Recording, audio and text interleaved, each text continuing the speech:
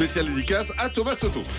Les audiences avec vous, Maxime Rio. On commence par le prime de dimanche et c'est TF1 qui domine très largement là. Ah oui, TF1 qui est largement leader avec du cinéma et le film Les Gamins avec Max Boublil et Alain Chabat qui frôlent les 6 millions, 5 900 000 téléspectateurs au rendez-vous et 22,9% de part d'audience. France 2 est deuxième avec le second volet de la trilogie Le Seigneur des Anneaux, les deux tours. 2 900 000 téléspectateurs ont suivi les aventures de Gollum et Frodon. C'est mieux que la semaine dernière avec le premier épisode. 500 000 téléspectateurs de plus par rapport à la semaine dernière. Troisième place pour France 3 avec la suite de la saison 3 de sa série Miss Fisher Enquête. 2 800 000 fidèles au rendez-vous et 10,9% de part d'audience avec un premier épisode à plus de 3 millions. Donc France 2 et France 3 sont dans un mouchoir de poche. Au pied du podium, c'est M6 avec un nouveau numéro de Zone Interdite. On vous en parlait vendredi. Le magazine de Wendy Bouchard s'intéressait à la sécurité routière. 2 400 000 téléspectateurs et 9,5% de part d'audience.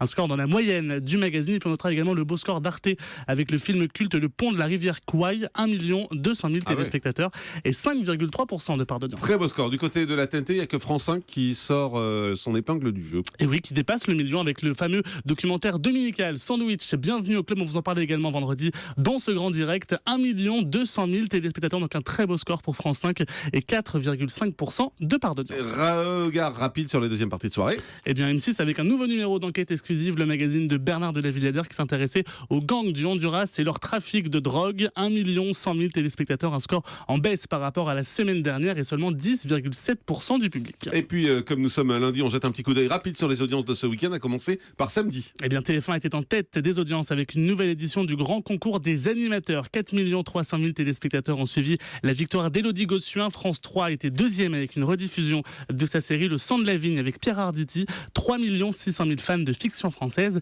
étaient au rendez-vous. Et vendredi ?